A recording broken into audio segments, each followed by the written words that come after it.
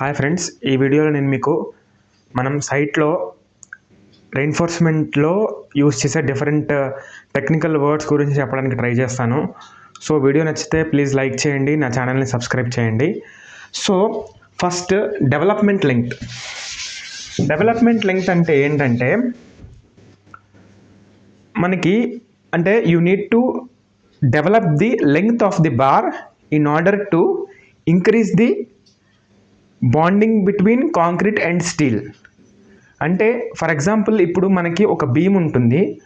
ఆ బీమ్లో రెయిన్ఫోర్స్మెంట్ ఎందుకు ప్రొవైడ్ చేస్తాం? టెన్షన్ అనేది బేర్ చేయడానికి ప్రొవైడ్ చేస్తాం. సో అది ప్రొవైడ్ చేసుకున్నప్పుడు ఆ బార్ అనేది చాలా స్ట్రెస్ తీసుకుంటుంది. ఆ స్ట్రెస్ తీసుకున్న తర్వాత అది సడన్గా కనుక ఆ బార్ అనేది టర్మినేషన్ అయినట్టయితే అక్కడ కొంచెం క్రాక్ రావడం కానీ ఫెయిల్ అయ్యే అవకాశం ఉంటుంది. సో ఆ బార్ అనేది పక్కనున్న element either beam or column ఏదైనా అయి ఉండొచ్చు. సో ఈ బీమ్ బార్ అనేది ఎంత లెంగ్త్ అయితే ఎంబిడ్ అయి ఉంటుందో, so that particular length is called as development length. ఆ పర్టికులర్ లెంగ్త్ని మనం డెవలప్మెంట్ లెంగ్త్ అంటాం అనమాట. అంటే మనకి ఆ బార్ అనేది ఫుల్గా టెన్షన్ అనేది ట్రాన్స్ఫర్ చేయగలగాలి పక్కనున్న ఎలిమెంట్కి కానీ పక్కనున్న ఎలిమెంట్కి. సో అలా ఆ ట్రాన్స్ఫర్ చేయాలి అంటే ఆ బార్కి ఒక ఎక్స్ట్రా కుషన్ లాంటిది కావాలి, సపోర్ట్ లాంటిది. సో ఆ సపోర్టింగ్ మొత్తం ఉంటే లెంగ్త్నే మనం డెవలప్మెంట్ లెంగ్త్ అని అంటాము. సో ఈ డెవలప్మెంట్ లెంగ్త్ అనేది మనకి ఇంకోటి రకంగా ఎలా ఉపయోగపడుతుందంటే మనకి సడన్గా ఈ రెయిన్ఫోర్స్మెంట్ వల్ల ఈ బీమ్ అనేది కొలాప్స్ అయిపోకుండా పక్కనున్న మన షోల్డర్ లాగా ప్లేస్ చేసినట్టు మనకి ఉపయోగపడుతుంది అనమాట, ఇలా డెవలప్మెంట్ లెంగ్త్ అనేది ప్రొవైడ్ చేయడం వల్ల. సో ఈ డెవలప్మెంట్ లెంగ్త్ని ఇన్ఫ్లుయెన్స్ చేసే ఫ్యాక్టర్స్ ఏవేంటంటే మన యొక్క grade of the bar, FE 500, 550 అదొకటి. ఇంకా బాండింగ్ అనేది ఉంటుంది, మన ఏ రకమైన బాండ్ అనేది ఉంది అక్కడ అనేది ఉంటుంది. డిజైన్ బాండ్ స్ట్రెస్ అంటే బాండింగ్ అనేది ఏ రకంగా ఉంది, టెన్షన్ కంప్రెషన్ అనే దాన్ని బట్టి కూడా డిపెండ్ అయి ఉంటుంది. సో ఇంకోటి డై ఆఫ్ ది బార్ కూడా డిపెండ్ అయి ఉంటుంది. డై ఆఫ్ ది బార్ని బట్టి కూడా మనకి డిపెండ్ అయి ఉంటుంది ఈ డెవలప్మెంట్ లెంగ్త్ అనేది. అండ్ ట్రాన్స్ఫర్ మనకి ఈ కాంక్రీట్ పక్కన కాంక్రీటే ఉంటుంది కాబట్టి ఈ స్టీల్ వచ్చి కాంక్రీట్లోకి ఎంబెడ్ అవుతుంది. సో అలా మనకి ఈ బార్ తీసుకున్న టెన్షన్ అనేది మనకి సక్సెస్ఫుల్గా ఈ పక్కన కాలంలోకి ట్రాన్స్ఫర్ అవుతుంది. So and next thing is lap length.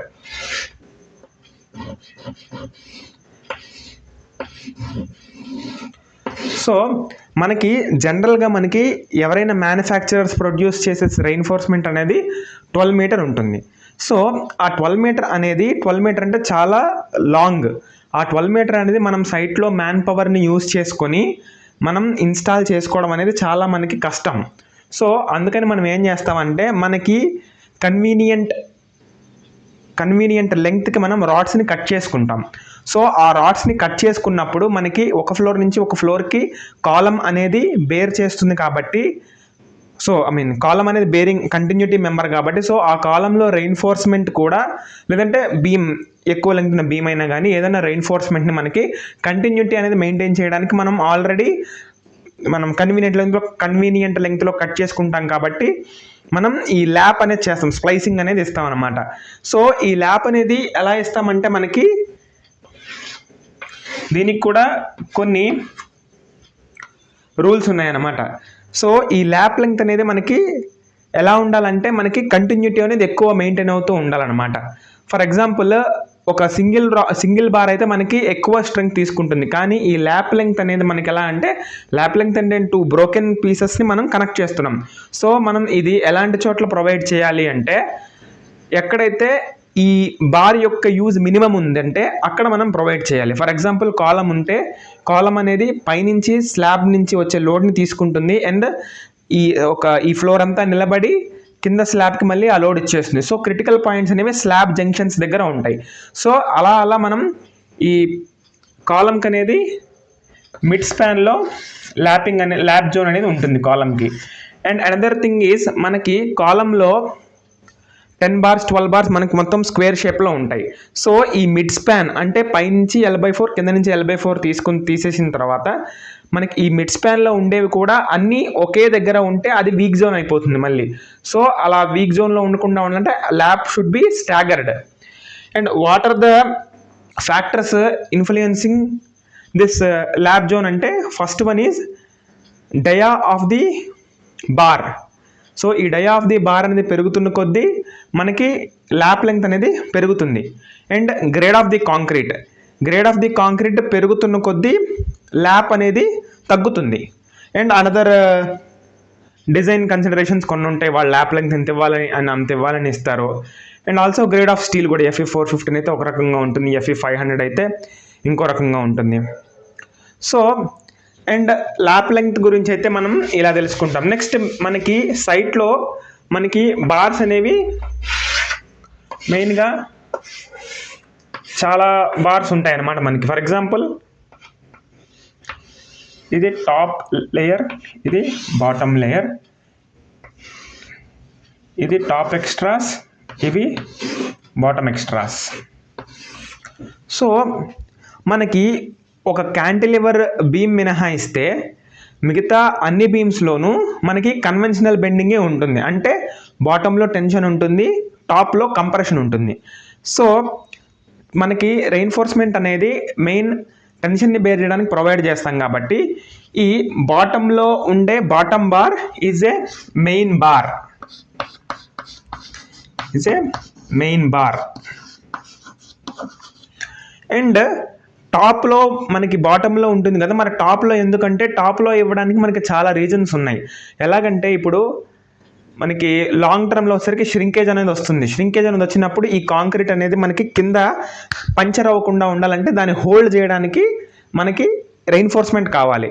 So మెయిన్గా మనకి ఈ టాప్లో అనేది ఇది కూడా ఒక రీజన్, ఇది మెయిన్ రీజన్ కాదు కానీ ఇది కూడా ఒక రీజన్. ఎందుకంటే మనకి సైట్లో ఉండేది కానీ ఇంకా విడిగా అయినా మనకి అన్నీ హై మూమెంట్ జనరేటింగ్ బీమ్స్ కాబట్టి మీకు ఈ టాప్ అనేది కంప్రెషన్ బేర్ చేస్తుంది. కానీ but holding the beam is also one reason. So ఇది మనకి కంప్రెషన్ని బేర్ చేస్తుంది టాప్లో, టాప్ మెయిన్ బార్. సో మనకి మెయిన్ బార్స్ అనేవి మనం ఎందుకు ప్రొవైడ్ చేస్తాం, బట్ ఎక్స్ట్రా బార్స్ అనేది మనకి ఆల్మోస్ట్ సైట్లో ఎవ్రీ బీమ్లో ప్రొవైడ్ చేస్తాం, ముఖ్యంగా పెద్ద బీమ్స్లో. ఎందుకు ప్రొవైడ్ చేస్తామంటే అది కూడా నేను ఇక్కడ మార్క్ చేసిన లొకేషన్ ఉంటుంది, మ్యాక్సిమం మనకి ఇక్కడే ఉంటాయి. అంటే డిజైన్ కన్సిడరేషన్స్ మారచ్చు కానీ మనకి మ్యాక్సిమం ఇక్కడే ఉంటాయి.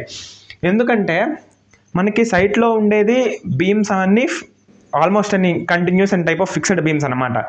సో మనకి ఈ బీమ్ అనేది రెస్ట్ కాలం దగ్గర అవుతుంది. సో ఆ కాలం అనేది బీమ్ నుంచి స్ట్రెస్ తీసుకుంటున్నప్పుడు కొంచెం అప్లిఫ్ట్ చేసే అవకాశం ఉంటుంది అక్కడ. ఆ కాలం అనేది అంత హెవీ లోడ్ తీసుకుంటున్నప్పుడు పైన వర్టికల్ నుంచి కింద ఇక్కడ ఎడ్జసెంట్ నుంచి బీమ్ నుంచి లోడ్ తీసుకుంటున్నప్పుడు అది కొంచెం అప్లిఫ్ట్ చేసే అవకాశం ఉంటుంది ఆ కాలం అనేది బీమ్ని. సో అలా చేసినప్పుడు ఏమవుతుందంటే టాప్ కన్వెన్షనల్ కంప్రెషన్ కాస్త టాప్ టెన్షన్ అవుతుంది ఒక పర్టికులర్ లెంగ్త్ వరకు. సో ఆ లెంగ్త్ వరకు మనకి ఎడిషనల్ రెయిన్ఫోర్స్మెంట్ అనేది కావాలి. సో దట్ ఎడిషనల్ రెయిన్ఫోర్స్మెంట్ కోసమే మనం ఈ ఎక్స్ట్రా బార్స్ అనేవి ప్రొవైడ్ చేస్తాం.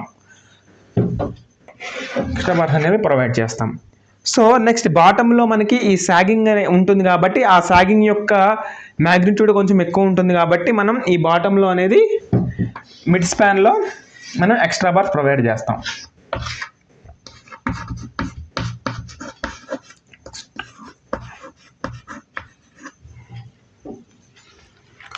సో మనం ఆల్మోస్ట్గా ప్రతి బీమ్లోనూ ఇవి వస్తూనే ఉంటాయి. సో ఇంకొకటి ఉంది స్పేసర్ బార్ అని.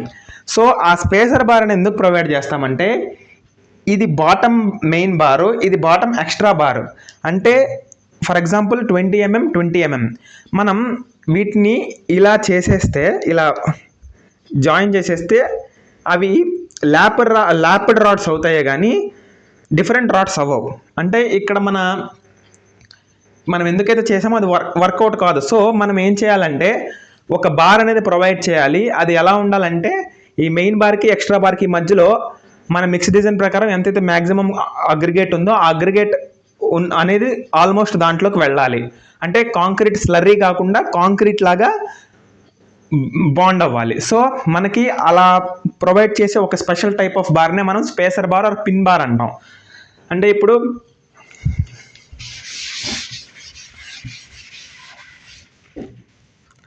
ఇది టాప్ మెయిన్ బార్, ఇది టాప్ ఎక్స్ట్రా బార్. ఈ రెండింటి మధ్యలో మనకి కాంక్రీట్ వెళ్ళాలి కాబట్టి మనం ఒక 25 or 32 mm dia spacer rod provide చేస్తే, హయ్యర్ డయా రాడ్ ప్రొవైడ్ చేస్తే మనకి ఈ రెండింటి మధ్యలో అనేది కాంక్రీట్ అనేది వెళ్తుంది. లేదంటే మనకి ఇలా ల్యాప్లో ప్రొవైడ్ చేసేస్తే స్లర్రీ వెళ్ళి మనం దేనికైతే ఇంటెండెడ్ యూస్ పెట్టామో అది వర్కౌట్ అవ్వకుండా, ఫర్ ఎగ్జాంపుల్ మనకి across the depth of the beam అనేది మనకి ఉంటుంది. అది మనకి across depth of the beam అనేది మనకి ఇంత డెప్త్లోనే మనకి అప్లిఫ్ట్ ఫోర్స్ అనేది యాక్ట్ ఉంటుంది కదా. సో ఆ జోన్లో కాకుండా కొంచెం పైకి వెళ్ళిపోయి ఇది కూడా మెయిన్ రాడ్లో సర్వ్ చేస్తుంది అనమాట. So and the next one is stirrups. So ఈ స్టిరప్స్ అనేవి మనం ఫస్ట్ చూసుకుంటే ఇది ఒక బీమ్ అనుకుంటే మనకి మెయిన్ బార్ అనేది ప్యారలల్ టు స్పాన్ ఉంటుంది అండ్ స్టిరప్స్ అనేవి ప్యారలల్ టు డెప్త్ ఉంటాయి. సో ఈ మెయిన్ బార్ అనేది మనకి డిఫ్లెక్షన్ ప్యాటర్న్ అనేది బెండింగ్ మూమెంట్లో అవ్వకుండా రెసిస్ట్ చేస్తే, ఈ స్టిరప్స్ అనేవి మనకి షియర్లో ఫెయిల్ అవ్వకుండా ఉపయోగపడతాయి. అంటే షియర్ స్ట్రెంగ్త్ని పెంచుతాయి. So that's the main reason. And అందర్ థింగ్ ఏంటంటే మనకి సడన్గా ఎర్త్క్వేక్ లాంటిది వస్తే ఈ బీమ్ రెయిన్ఫోర్స్మెంట్ అనేది కదిలిపోకుండా ఈ స్టిరప్స్ అనేవి వాటిని హోల్డ్ చేసుకుని పెట్టుకుంటాయి. సో మనకి ఈ స్టిరప్స్ అనేవి మనకి ఎక్కడికక్కడ ఇలా టై చేసి పెడతాం మెయిన్ బీమ్స్కి. ఇది మెయిన్ బీమ్ సెక్షన్ అనుకుంటే,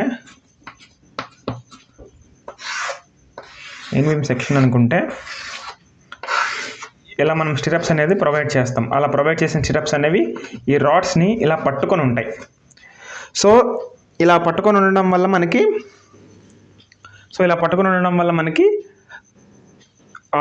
ఎప్పుడన్నా సడన్ ఎర్త్క్వేక్స్ లాంటిది ఏమన్నా వచ్చినా కానీ అవి కదలకుండా ఉంటాయి. ఇంకొకటి మనకి క్రాక్స్ రాకుండా, మనకి అక్రాస్ ద డెప్త్ అనేవి క్రాక్స్ రాకుండా మనకి ఈ స్టిరప్స్ అనేవి ఉపయోగపడతాయి. సో